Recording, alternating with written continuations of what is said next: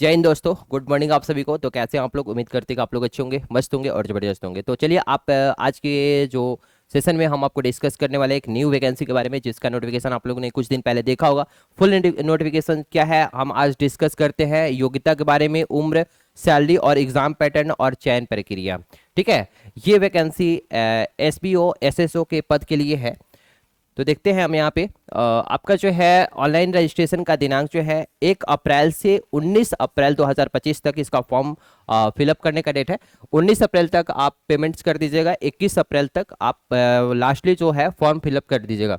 देख लीजिए, इसके लिए शैक्षणिक योग्यता है मान्यता प्राप्त विश्वविद्यालय से। आपका इकोनॉमिक्स, अर्थशास्त्र में, मैथमेटिक्स में और सांख्यिकी यानी एस्टेटिक्स में किसी भी एक सब्जेक्ट है, ये तीनों सब्जेक्ट से किसी एक सब्जेक्ट में आपका ग्रेजुएशन कंप्लीट होना चाहिए। इसके अलावा आपका नोट्स में लिखा हुआ है कि अगर आपका किसी भी विषय से स्नातक है, अगर आपका सब्सिडरी के रूप में इस तीनों सब्जेक्ट से यानी कि अर्थशास्त्र, गणित और सांख्यिकी में से अगर आपका एक सब्जेक्ट है, तब पर भी आप इस फॉर्म को फिलअप कर सकते हैं, वैकेंसी को भर सकते हैं। ठीक है, इसके बाद देखिएगा कि आपका जो है कितना कितना टोटल जो है 682 सीट है। और आपका जो है अनारक्षित यानी यूआर जनरल के लिए 313 सीट है। एसी के लिए 98 सीट है। एसटी के लिए 7 सीट है। अत्यंत पिछड़ा वर्ग जिसको हम ओबीसी बोलते हैं, ओबीसी के लिए 112 सीट है। और पिछड़ा वर्ग के लिए 62 सीट है। पिछड़ा वर्ग की महिलाओं के लिए 22 सीट है। और आर्थिक रूप से कमजोर है 68 के लिए, यानी कि ईडब्ल्यूएस के लिए 68 सीट है।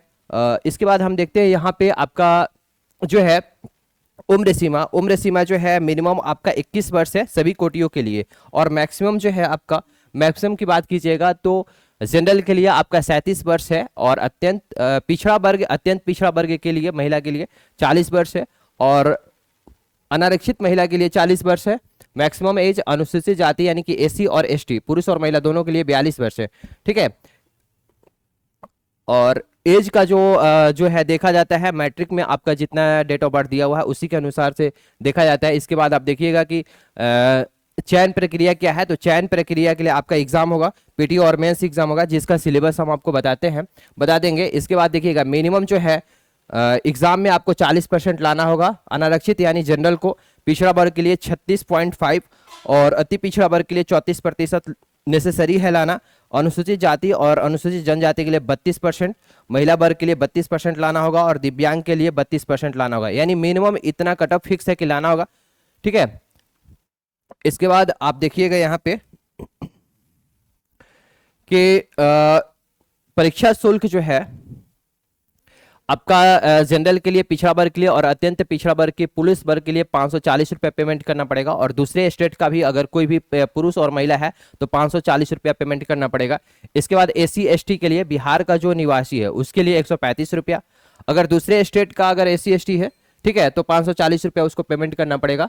और दिव्यांग के लिए भी 135 रुपया है। सभी श्रेणियों की महिलाओं, सिर्फ बिहार अस्थायी निवासी के लिए 135 रुपया, यानी लेडीज के लिए, महिला के लिए 135 रुपया पेमेंट करना पड़ेगा। इसके बाद आप देखिएगा परीक्षा जो है वस्तुनिष्ठ होगा और पीटी और मेंस होगा। ठीक है, मैंने आपको इसके पहले भी बताया कि बिहार एसएससी का जो इंटर स्तरीय वैकेंसी आपने भरा है उसके लिए भी आपका क्या है, मैथ है सिलेबस में, मैथ है, रीजनिंग है, जीके और जीएस है। ठीक है, मैथ्स का आपका कितना 25 क्वेश्चंस पूछता है और रीजनिंग में आपका 50 क्वेश्चंस रहेगा, जीके में भी 50 क्वेश्चन और जीएस में भी 25 क्वेश्चन। ये आपका जो सेम सिलेबस है बीएसएससी जो इंटर स्तरीय है +2 पे जो आपने वैकेंसी भरा है, और इस पोस्ट के लिए भी है। पीटी में भी यही सिलेबस है, मेंस में भी यही सिलेबस है। लेकिन मेंस में क्या है कि एक और पेपर होता है हिंदी का, जो कि क्वालिफाइंग नेचर होता है। और इसके बाद जो सीजीएल 4 का वैकेंसी आने वाली है, जो कि इलेक्शन से पहले आएगी, उसके लिए भी सेम सिलेबस होगा। ठीक है, तो इसके लिए हम लोग ने एक बैच भी स्टार्ट करेंगे, आपको डिटेल बताते हैं। इसके बाद देखिएगा यहाँ पे देखिएगा कि ऑनलाइन प्रक्रिया करने का क्रम करने का जो है 1/4 यानी 1 अप्रैल से स्टार्ट है। और परीक्षा शुल्क जमा करने की तिथि 19 अप्रैल तक है। और ऑनलाइन आवेदन भरने की अंतिम जो तिथि है 21 अप्रैल 2025 तक आप लास्ट फॉर्म भर दीजिएगा। ठीक है, ये तो पहले भी आपको डिस्कस कर चुके हैं। इसके बाद देखिएगा मैं आपको बता रहा हूँ कि जो एग्जाम पैटर्न है मैथ, रीजनिंग और जीके जीएस, तो हम लोग इसके लिए बैच स्टार्ट करेंगे। मैथ तो हम खुद पढ़ाएंगे, ठीक है, और इसके बाद आपको प्रिंस सर पढ़ाएंगे, आपको इकोनॉमिक्स पढ़ाएंगे, और रितेश सर जो है आपको जीके पढ़ाएंगे। ठीक है, इसके बाद एनसीईआरटी का भी बैच स्टार्ट होने वाला है यूट्यूब पर।